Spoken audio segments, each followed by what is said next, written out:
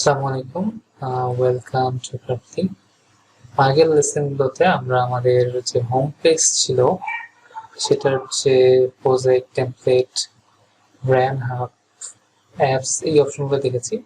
তো আজকে থেকে আমরা শুরু করবো আমাদের ডিজাইন সেকশনটা। তো শুরু করা যাক। ডিজাইনের জন্য আমরা ক্রিয়েট ডিজাইনে ক্লিক করব।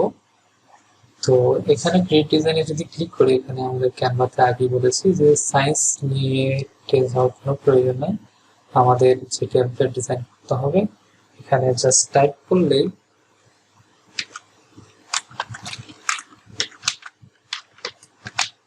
যেমন ইউটিউব থাম্বনেল ডিজাইন করব, ইউটিউব ব্যানার হয়, ইউটিউব চ্যানেল লোগো হয়, ডিসপ্লে অ্যাড হয়, লাইভ স্ট্রিমের ভিডিও হয়।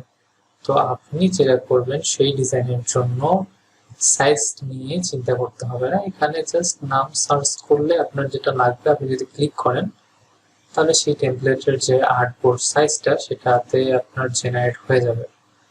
তো এখন তো এটা সার্চ করার পর ডিফল্ট ভাবে কিছু ডিজাইন চলে আসে। তো অনেক সময় আমাদের কাস্টম সাইজ নেওয়ার প্রয়োজন হয়। তো সেক্ষেত্রে আমরা যেটা করব, এই ক্রিয়েট ডিজাইনে ক্লিক করার পর একটু নিচে আসলে আপনারা কাস্টম সাইজ অপশনটা পেয়ে যাবেন। তো এখানে আপনারা ইচ্ছা মতো আপনাদের কাস্টম সাইজ দিয়ে দিতে পারবেন এবং সাইজটা আপনি কিছু ভেরিয়েশনে দিতে পারবেন। সেটা হচ্ছে পিক্সেলে দিতে পারবেন, ইঞ্চিতে দিতে পারবেন, মিলিমিটারে, সেন্টিমিটারে দিতে পারবেন। তো এখন ক্রিয়েটে ক্লিক করলে এই কাস্টম সাইজে একটা টেমপ্লেট ক্রিয়েট হয়ে যাবে। আর যদি আপনার প্রয়োজন না হয় তাহলে ক্যান্সেলে ক্লিক করলে ক্যান্সেল হয়ে যাবে।